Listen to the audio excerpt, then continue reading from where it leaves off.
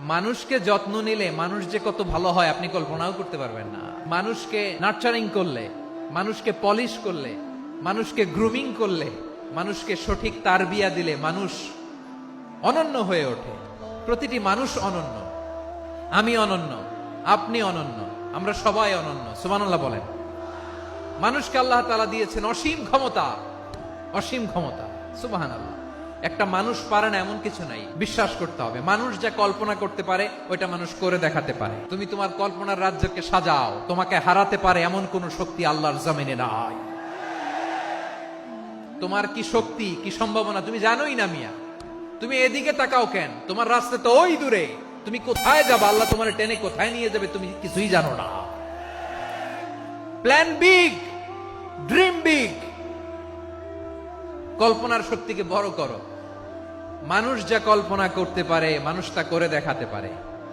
মানুষের কাছে অসাধ্য কিছু নাই মৃত্যু ছাড়া, এক্সেপ্ট ডেথ। মৃত্যু ছাড়া মানুষ সবকিছুকে জয় করতে পারে। তোমার জন্ম হয়েছে জিতার জন্য, বিজয়ের জন্য তোমার জন্ম। মানুষের শুরুটাই হয় বিজয় দিয়ে। আমরা যখন আমার পিতার পৃষ্ঠদেশে ছিলাম, পিতার পৃষ্ঠদেশ থেকে শুক্রাণু যখন মায়ের গর্ভদেশে যেয়ে পড়ে, কতটা শুক্রাণু ভ্রমণ শুরু করে জানো? 20 কোটি শুক্রাণু।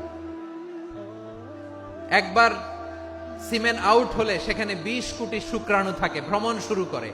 ওই 20 কোটি শুক্রাণুর মধ্যে থেকে তুমি আমি আজকে এক বিকশিত শুক্রাণু মানব রূপে পৃথিবীতে এসেছি। সুবহানাল্লাহ। ওই 20 কোটি শুক্রাণুর প্রতিযোগিতায় সবাই রে পেছনে ফেলে সেদিন আমি সফল হয়েছিলাম। সেদিন আমি বিজয়ী হয়েছিলাম। সেদিন আমি এত ছোট ছিলাম, মাইক্রোস্কোপ দিয়েও আমার অস্তিত্ব টের পাওয়া যায় না।